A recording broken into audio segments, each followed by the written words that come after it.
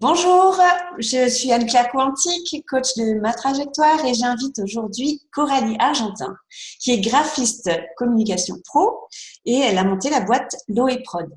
Alors aujourd'hui, Coralie, on va parler de toi et surtout de ce que tu peux apporter aux chefs d'entreprise, surtout les chefs d'entreprise qui ont besoin de tes services. Donc, est-ce que déjà tu peux te présenter? Eh bien, déjà, merci pour cette interview, cette opportunité.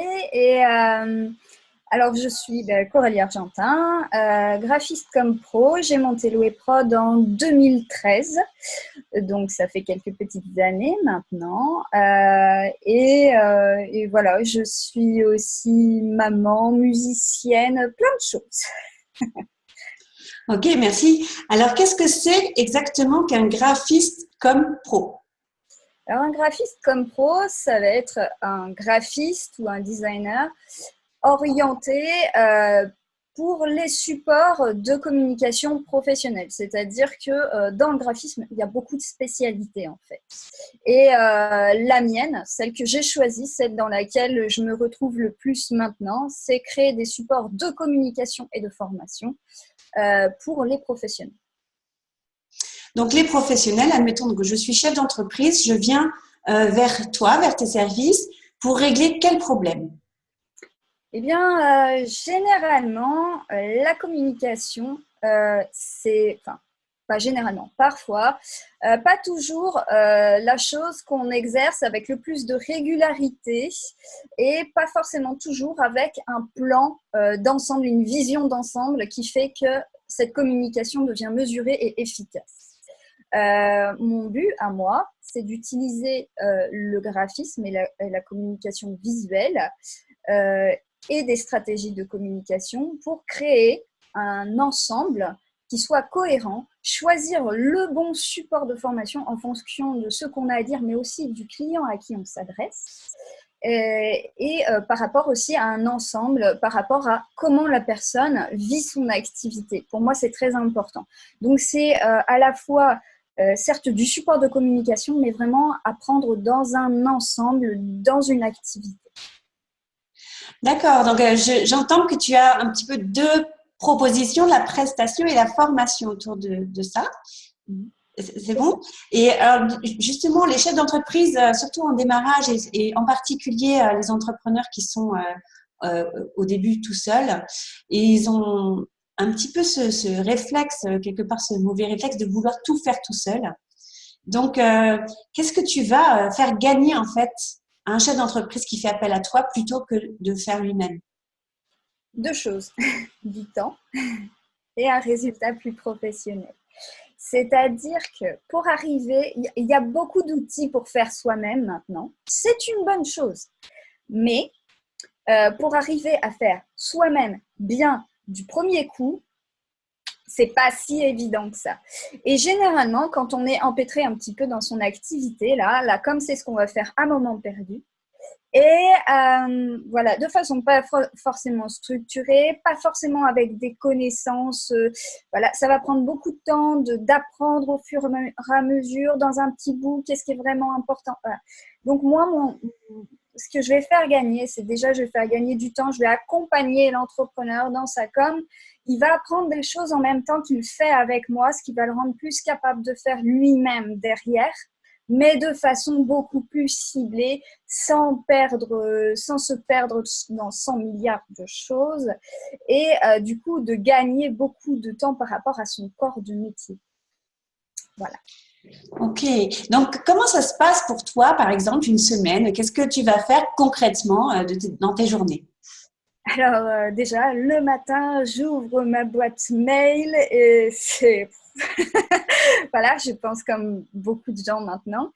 Euh, Mon job, ça va être déjà de planifier, d'organiser ma semaine en fonction de ce que j'ai reçu, etc.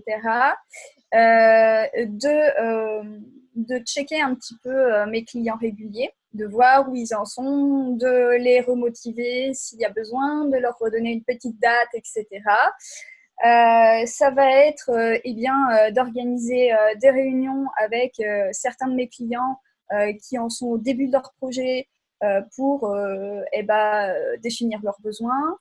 Ça va être aussi de créer moi-même des supports de communication pour d'autres clients qui sont un peu plus avancés dans leurs démarches et qui savent ce qu'ils veulent exactement, ce qu'ils ont besoin vraiment. Et là, on est en phase de création. Et enfin, pour les fins de projet, eh bien, la livraison. Voilà. D'accord. Donc, au niveau produit, bon, c'est vrai que quand on pense à graphisme, communication, on pense tout de suite à un logo, par exemple, à des flyers, des cartes de visite. Quels sont les produits, en fait, que tu vas réaliser pour les chefs d'entreprise? Alors, tu as raison. Alors, logo, j'ai tendance plutôt à parler d'identité graphique ou d'identité visuelle parce qu'il y a le logo et puis il y a ce qu'il y a autour, c'est-à-dire le choix des couleurs, police, etc. Donc, les logos, je les livre avec une mini-charte pour que l'entrepreneur puisse être cohérent avec son logo dans toutes ses publications par lui-même, justement. Donc, effectivement, il y a le logo qui est une espèce de base d'identité visuelle. Et puis après, il y a les supports qu'on peut diviser facilement dans les prints, les impressions, et le web. Voilà. Et effectivement, dans les supports web, eh bien, il y a le site qui est un peu un incontournable, mais aussi parfois, il y a du graphisme qu'on peut faire par rapport à des plateformes de vente, des réseaux sociaux, partout là où une présence de l'entrepreneur est nécessaire. Est-ce que tu pourrais dire des avantages de ton métier et peut-être des inconvénients? Alors, l'avantage immense que j'y vois pour l'instant, c'est que je l'exerce à ma façon, c'est-à-dire avec ma sensibilité qui est tournée vers le respect de l'environnement au sens large, c'est-à-dire le respect des personnes, l'environnement visuel, sonore, l'environnement naturel, bien entendu aussi. Donc, ce qui me fait choisir des solutions et des partenaires plutôt locaux, verts, qui ont une démarche de responsabilité et d'essayer de trouver, eh bien, voilà, de se réunir pour avoir de nouvelles idées de communication plus vertes et plus authentiques. Je me base aussi beaucoup sur le métier des personnes. Ça me permet de découvrir plein de choses, d'avoir des projets très très différents tout le temps, donc c'est très motivant et de rencontrer plein de personnes. L'inconvénient, c'est qu'il me faut faire l'effort toujours de sortir de ma zone de confort pour apprendre, toujours. Alors c'est aussi un avantage d'apprendre parce que c'est très intéressant, mais il ne faut, je pense, pas trop se reposer sur ses acquis. Et donc, voilà, il faut toujours faire attention à ne pas rester trop dans sa bulle et toujours sortir un petit peu de sa zone de confort. Ok, donc ça te fait grandir, donc finalement, c'est pas mal aussi. Ok. Quelles sont les conditions pratiques pour travailler avec toi? Il y a un statut particulier? Comment est-ce qu'on t'embauche? Comment se passe la rémunération? Alors moi déjà, je suis en micro-entreprise. Tout entrepreneur peut travailler avec moi. Il n'y a pas de limitation à ça. Généralement, je fonctionne à la prestation, c'est-à-dire que je ne fonctionne pas à l'horaire, sauf quand il y a besoin d'heures de formation très précises, mais là encore, même c'est plutôt des packs. Enfin, mais sinon, c'est vraiment une personne a besoin d'une identité graphique. Il y a un prix en face de cette identité graphique. La personne a besoin d'un logo, enfin d'un flyer ou d'un site. Il y a un devis avec un prix clair sur chaque item.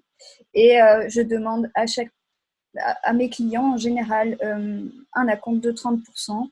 De façon à ce que l'engagement soit mutuel et arrêté par cet engagement financier. Voilà. Ok, très bien. Et comment est-ce qu'on devient donc graphiste? Est-ce qu'il y a des études particulières, des diplômes, des compétences particulières forcément? Alors, moi, j'ai un diplôme. Après, je ne sais pas, il y en a d'autres. Personnellement, j'ai été à Subcréa à Grenoble. Il y a plein d'autres diplômes qui existent, mais on peut apprendre aussi. Je connais quelques très bons autodidactes, mais ça nécessite quand même un temps de formation assez conséquent. Parce qu'il y a un côté artistique, une sensibilité artistique, une connaissance des réactions de certains types de personnes à certaines couleurs, à certains types de graphismes, etc. Il y a le fait d'avoir cette connaissance et cette intuition un peu des publics par rapport au graphisme, on va dire. Et puis, il y a tout un côté technique qui est absolument incontournable, c'est-à-dire qu'un graphiste n'est pas seulement un artiste, c'est aussi quelqu'un qui va devoir sortir des formats, des supports qui doivent être corrects techniquement pour qu'ils puissent être utilisés, imprimés, utilisés sur le web, etc. Donc, le graphiste est aussi un technicien. Et donc, si quelqu'un veut se lancer dans ce métier de graphiste, donc tu as parlé des compétences, est-ce que tu pourrais donner un conseil pour se lancer, des choses importantes à mettre en place ou à savoir au début? Alors, un graphiste qui voudrait se lancer, je lui recommanderais d'abord de se former d'une façon ou d'une autre, que ce soit par un diplôme ou en étant en stage chez un autre graphiste, par exemple, ce qui peut être très formateur aussi. Moi, j'ai fait des échanges de compétences avec d'autres graphistes et c'était vraiment très, très sympa, notamment pour le web. Et puis, je lui recommanderais aussi de choisir une spécialité parce qu'un graphiste, c'est un peu un couteau suisse à l'heure actuelle. Il y a énormément de choses très différentes. Et ma foi, on ne peut pas être bon partout. On ne peut pas être bon partout dans toutes les disciplines. Et le mieux, c'est de choisir le placement qui nous convient le mieux, tout simplement parce que ce sera celui dans lequel on sera le meilleur et dans lequel on pourra le plus aider les gens qu'on va rencontrer. Alors, je reviens aux clients, là, du coup, qui sont les chefs d'entreprise. Je pense que tout chef d'entreprise a cette notion de mon image graphique, c'est important. Alors, après, plus ou moins profondément, on va dire. Mais comment est-ce qu'il peut te trouver? Comment est-ce qu'il peut savoir que donc, tes services correspondent à ses besoins? Alors, comment il peut me trouver? Déjà, j'ai un site web, loeprod.net. Qui répertorie un petit peu mes services et qui montre certains de mes travaux. Mais en général, je me fais connaître un peu par le bouche à oreille, c'est-à-dire par les gens avec qui j'ai déjà travaillé. Donc, les recommandations. Voilà. Donc, après, pour savoir si la personne a envie de travailler avec moi, si elle n'est pas tout à fait sûre après la lecture du site, etc., le meilleur moyen, c'est encore une bonne discussion. Donc, c'est pour ça qu'en général, je fais ce que j'appelle des audits de com de 30 minutes gratuits où on se prend, il y a 30 minutes où on voit la personne explique ce qu'elle a besoin, ses problèmes du moment. Et ma foi, je dis très librement si je me sens de l'aider ou pas. Ça arrive que pas. Ça arrive aussi que je recommande certains de mes collègues si je les estime plus compétents que moi ou mieux placés pour aider la personne. Et voilà. Et après ces 30 minutes, eh bien, ma foi, la personne repart avec des éclaircissements sur sur le chemin qu'elle peut emprunter. Et après, c'est à elle de choisir. Il n'y a aucune obligation, ma foi. 30 minutes pour se faire connaître, c'est toujours une bonne chose. Et même si la personne ne travaille pas avec moi, il se peut qu'elle parle de moi à une autre personne et ça fonctionne très bien comme ça. Ok, donc j'espère que là, les chefs d'entreprise, en particulier de petites entreprises ou ceux qui démarrent, parce que c'est souvent au démarrage qu'on a besoin de ça, mais ça se renouvelle régulièrement. Il faut penser à renouveler le graphisme et la communication. J'espère que donc tu as bien montré qui vont gagner du temps, qui vont gagner en professionnalisme à s'adresser à quelqu'un de pro et pas faire eux-mêmes. Est-ce que pour terminer cette interview, tu pourrais nous raconter une petite anecdote? Alors oui, il n'y a pas bien longtemps, je me présentais à une personne sur LinkedIn sur une personne que j'avais ajoutée et on se présentait mutuellement nos activités. Et cette personne me demandait comment faire un logo, si j'avais des conseils pour un logiciel pour faire des logos gratuits. Et je lui indique un logiciel, en l'occurrence Canva, qui peut l'aider. Et je lui fais, par contre, fais attention tout de même, parce que pour faire un logo soi-même, il faut quand même avoir des connaissances. Et si tu veux le faire, il vaut mieux faire quelque chose de très simple. Ça évite de faire des erreurs de graphisme. Le trop est l'ennemi du... enfin, voilà. Et en fait, j'ai commencé à me lancer dans l'explication de ce qu'était un bon logo. La personne était atterrée. Je suis désolée, j'ai dû la... La traduire. dans son envie. C'était pas le but, mais lancer comme j'étais dans mon explication, allez hop, un logo, hop là, c'est ci, c'est ça. Et fait, c'est quoi, on va prendre un café puis on verra après. Voilà, donc j'ai un café en souffrance à aller prendre à Grenoble pour parler avec cette personne de visu et pour lui expliquer mieux ce qu'est un bon logo, parce que je crois que je l'ai assommé. Oui, parce que mine de rien, ça a beau être tout petit, que 2 couleurs des fois, mais c'est vraiment, ça représente notre positionnement, nos valeurs. Donc, il y a plein de choses dans ce petit bout de papier. La simplicité est trompeuse. En fait, un logo simple, c'est généralement un logo réussi sur lequel il y a des heures de travail, de réflexion et d'abstraction. Un logo simple, c'est un logo réussi. Merci beaucoup, Coralie, pour l'explication de ton métier, donc graphiste comme pro. Donc, il faut bien prendre un pro pour lancer son graphisme. Au début, c'est un investissement indispensable pour vraiment avoir une image correcte à véhiculer et surtout une charte graphique, une cohérence dans toute sa communication. Merci beaucoup, Coralie, pour cette interview. Merci à toi. À bientôt. À bientôt.